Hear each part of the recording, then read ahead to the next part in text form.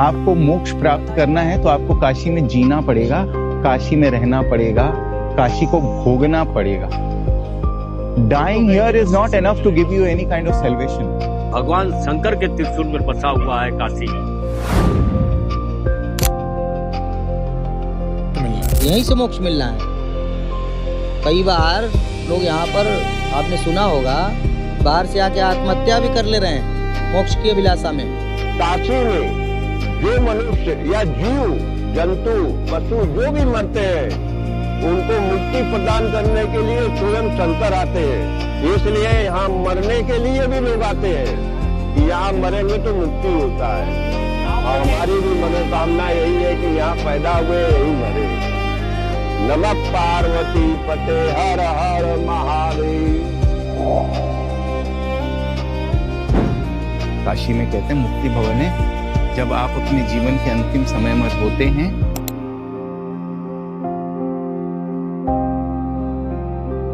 तो लोग आते हैं उस मुक्ति भवन में 15 दिन के लिए रूम रेंट करते हैं, और जिसमें आपको रूम का रेंट नहीं देना है। You have to pay 20 rupees as electricity bill and you have to pay your cremation fees before you die. और अगर अगले 15 दिन में आपकी मृत्यु हो जाती है तब तो इसका मतलब आपको मोक्ष मिल गया। अगर नहीं हुई, which means you have not done enough good karma, your balance sheet is not okay, आपको यहाँ मरना अलाउड नहीं है। You should vacate the house, वापस जाओ, किसी और को चांस दो।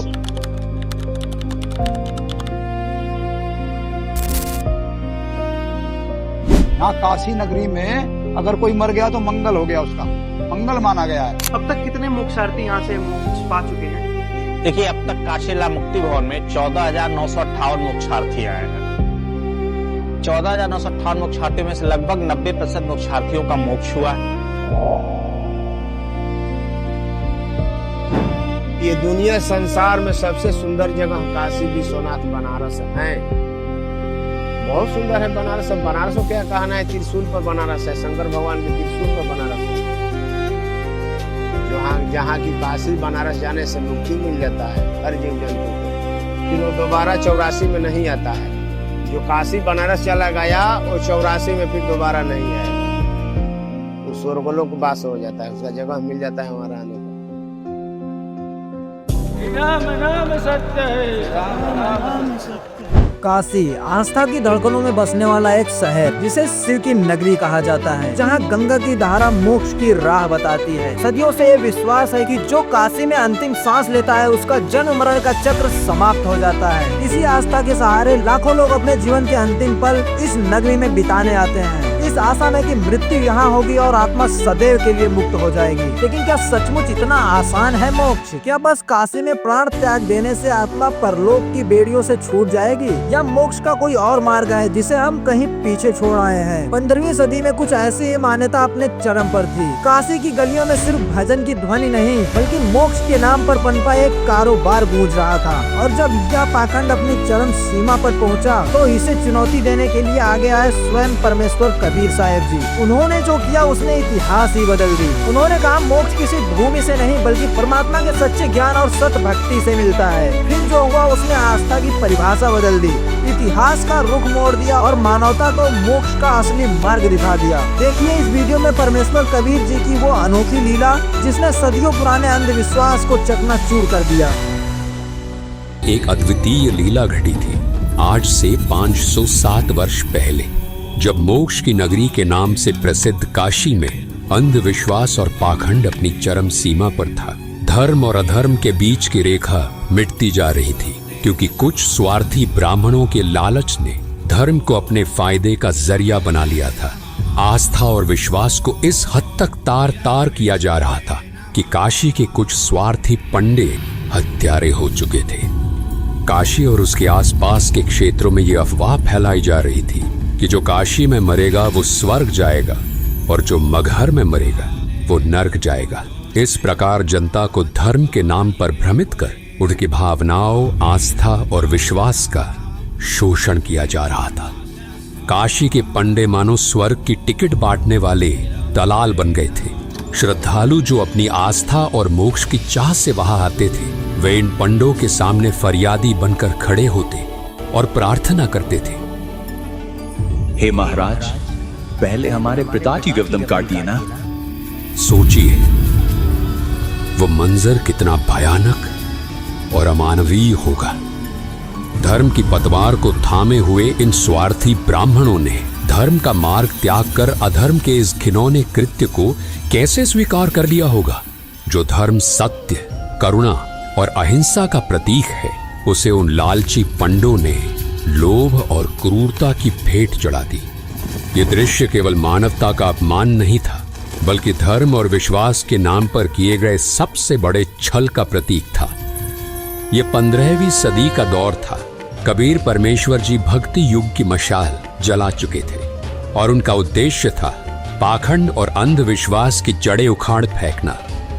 उनकी शिक्षाओं और उनके अद्वितीय आध्यात्मिक ज्ञान ने आदि सनातनी भक्ति को फिर प्रकाशित करते हुए उस काल के पाखंड रूपी तंबू में आखिरी कील ठोक दी थी। इस समय स्वर्ग प्राप्ति की झूठी आस में हजारों बुजुर्ग दंपत्ति अपनी अंतिम श्वास लेने के लिए आने लगे। काशी के लालची पंडों ने इस स्थिति का फायदा उठाते हुए उन बुजुर्गों की सेवा और देखभाल के नाम पर उनके बच्चों से भारी धनराशि वसूल करनी शुरू कर दी। श्रद्धालु अपनी आस्था और माता पिता की स्वर्ग प्राप्ति की लालसा में इन लालची पंडितों को मनमानी रकम देते गए। ये पूरी व्यवस्था धर्म के नाम पर फैले एक बड़े छल और स्वार्थ की प्रतीक बन चुकी थी, जिसे कबीर परमेश्वर जी ने चुनौती देने का साहस दिखाया। कुछ समय बाद जब काशी के पंडित इतने बुजुर्गों की सेवा और देखभाल करने में असमर्थ हो गए, तो उन्होंने अपने स्वार्थ और लालच को पूरा करने के लिए एक नया षड्यंत्र रचा। पाखंडी पंडितों ने ये अफवाह फैलानी शुरू कर दी कि गंगा नदी के किनारे भगवान का एक करोत आता है। उन्होंने ये दावा किया कि यदि कोई श्रद्धालु इस करोत के नीचे लेट जाए तो वो सीधे स्वर्ग जाएगा। इस करोत के नीचे लेटने की प्रक्रिया के लिए ये पंडित स्वर्ग जाने की फीस वसूलने लगे।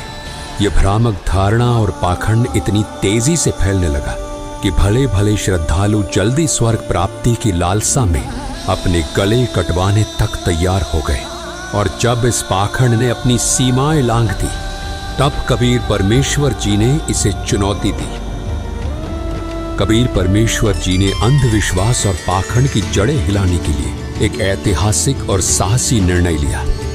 उन्होंने ऐलान किया कि वे काशी में नहीं बल्कि मगहर में अपने शरीर का त्याग करेंगे और स्वर्ग से भी ऊपर सतलोक को सहज शरीर जाएंगे। इस घोषणा से काशी के पंडितों और स्वार्थी लोगों में खलबली मच गई। निर्धारित समय पर कबीर परमेश्वर जी ने मगहर की ओर प्रस्थान किया।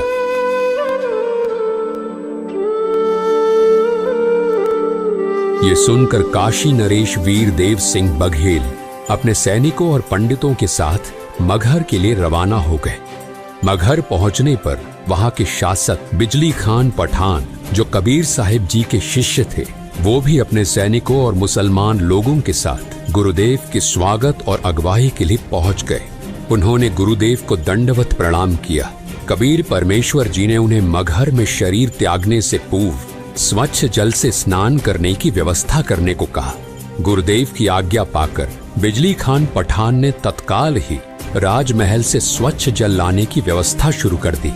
इस पर कबीर परमेश्वर जी ने बिजली खान पठान को कहा, राजमहल से जल लाने की कोई आवश्यकता नहीं, मैं नदी में बहते जल में स्नान करूंगा।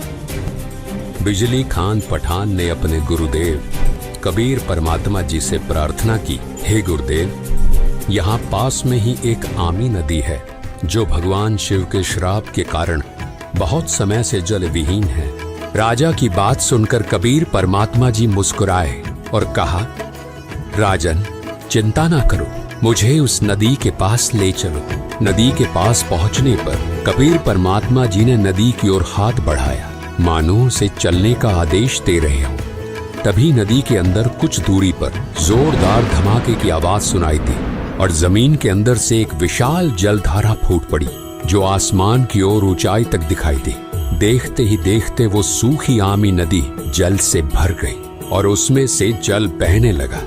ये चमत्कारी दृश्य देखकर वहां के सभी लोग आश्चर्यचकित रह गए और जोर जोर से कबीर परमात्मा की जय हो का जयकारा लगाने लगे। कबीर परमात्मा जी ने शिव जी के श्राप से ग्रस्त उस सूखी नदी को जल से ओत प्रोत कर दिया और अपनी दिव्यता का प्रमाण दिया। इसके बाद कबीर साहिब जी ने उसी पवित्र नदी में स्नान किया। ये चमत्कार परमात्मा कबीर साहिब जी की शक्ति का एक छोटा सा नमूना था। कबीर परमात्मा के शरीर त्यागने से पहले ही दोनों राजा काशी नरेश बीर देव सिंह बघेल और मगहर नरेश बिजली खान पठान अपने अपने मन में विचार करने लगे। काशी नरेश बीर देव सिंह बघेल सोच रहे थे कि कबीर साहिब का अंतिम संस्कार हम हिंदू रीति रिवाजों से करेंगे, मुसलमान रीति रिवाजों से हम उन्हें दफनाने नहीं देंगे। दूसरी ओर मगहर नरेश बिजली खान पठान अपने मन में विचार कर रहे थे कि हम कबीर परमेश्वर जी का अंतिम संस्कार मुस्लिम परंपराओं के अनुसार करेंगे, यानी उन्हें कब्र में दफनाएंगे। इन काफिर हिंदुओं को उनके अंतिम संस्कार के रीति रिवाज नहीं निभाने देंगे। दोनों राजाओं के मन में ये अंतर्द्वंद्व चल रहा था और वे अपनी अपनी परंपराओं के अनुसार कबीर साहिब जी के अंतिम संस्कार को संपन्न करने के लिए दृढ़ थे।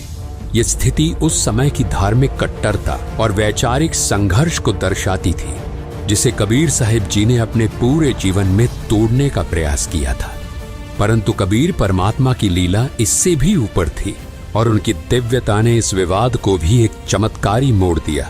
दोनों सेनाओं को आमने सामने खड़ा देख कबीर परमात्मा जी ने स्थिति को समझते हुए दोनों राजाओं से प्रश्न किया, राजन, ये कैसा दृश्य है? तुम दोनों के बीच ये युद्ध जैसी स्थिति क्यों उत्पन्न हो रही है? परंतु वे दोनों राजा बीर देव सिंह बघेल और बिजली खान पठान अपने गुरुदेव के सामने सिर झुकाकर खड़े रहे और कुछ नहीं बोले। जब काफी समय बीत गया और किसी ने कुछ नहीं कहा, तब पास खड़े एक मुसलमान सैनिक ने आगे बढ़कर कहा कि हे कबीर जी, हम आपका अंतिम संस्कार मुस्लिम रीति रिवाज से करेंगे। इन काफिर हिंदुओं को आपकी देह को हाथ लगाने नहीं देंगे। ये बात सुनकर एक हिंदू सैनिक भी आगे आया और कबीर परमात्मा जी से प्रार्थना करते हुए बोला, हे गुरुदेव, हम आपका अंतिम संस्कार हिंदू रीति रिवाज से करेंगे। इन मुसलमानों को आपके देह का अंतिम संस्कार उनके तरीके से नहीं करने देंगे। कबीर परमात्मा ने शांत और गंभीर स्वर में दोनों राजाओं और उनकी सेनाओं को संबोधित किया। उन्होंने कहा, तुम सब एक ही परमात्मा की संतान हो। धर्म, जाति और परंपराओं के नाम पर लड़ाई करना व्यर्थ है। हिंदू और मुस्लिम दोनों को एक साथ मिलजुल कर प्रेम और भाईचारे के साथ रहना चाहिए।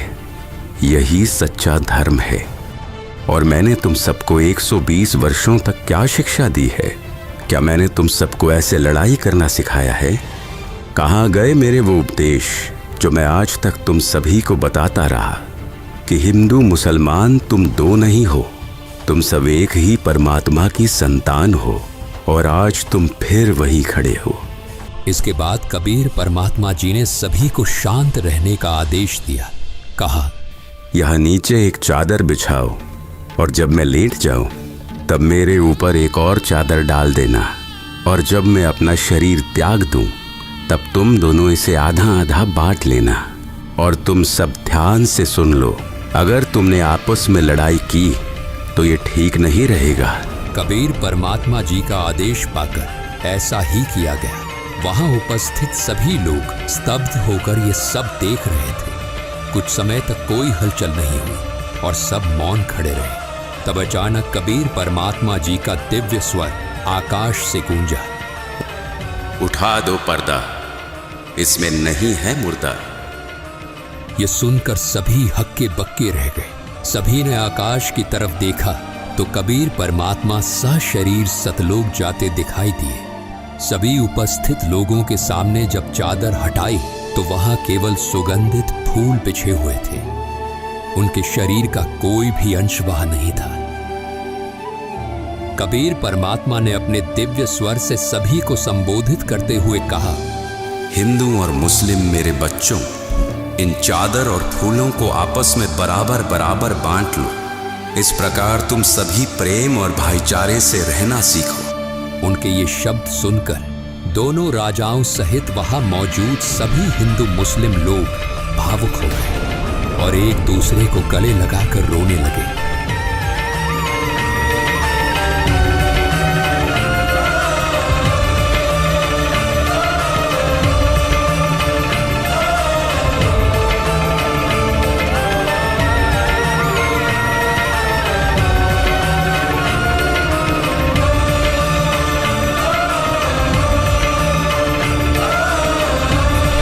इसके बाद कबीर परमात्मा ने काशी के पंडितों को संबोधित करते हुए कहा, पंडितों, आज मैं मगहर से सहशरीर अपने धाम सतलोक जा रहा हूँ। तुम सब अपनी पोथियों और वेदों को खोलकर देख लो।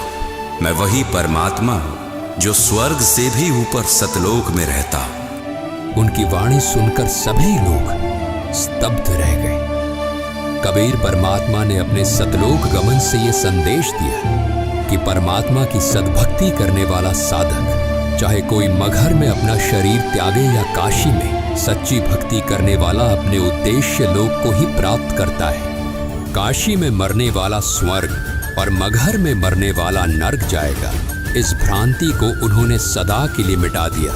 कबीर परमात्मा ने अपने दिव्य चमत्कार और सद्भक्ति के उपदेशों के माध्यम से लोगों को धर्म और सच्चाई का मार्ग दिखाया। उनके इस अद्वितीय संदेश ने सभी लोगों को अपने वास्तविक स्वरूप और परमात्मा की भक्ति का महत्व समझाया।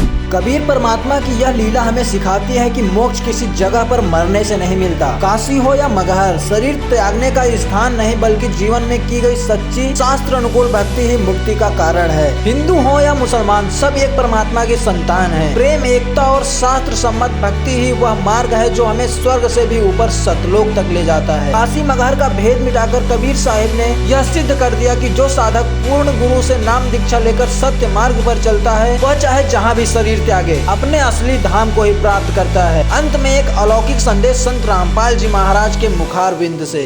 परमात्मा कहा करते थे कि भक्ति करनी चाहिए भाई। भक्ति के बल से, शुभ कर्मों के करने से आप कहीं भी मृत्यु को प्राप्त हो जाओ। जब आपका संस्कार आता है, आप सीधे अपने उस स्थान पर, उस कर्म आधार से ही आप अपने स्वर्ग या जैसे भी आपका स्थान है वहां जाओगे। केवल पृथ्वी के ऊपर कहीं भी मरो, बुरा व्यक्ति तो नरक जाएगा और शुभ कर्मी प्राणी चाहे मगहर मरो और चाहे मरो बनारस या मथुरा में, अच्छे कर्म करने वाला स्वर्ग और बुरे कर्म करने वाला तो भाई नरक में ही जाएगा।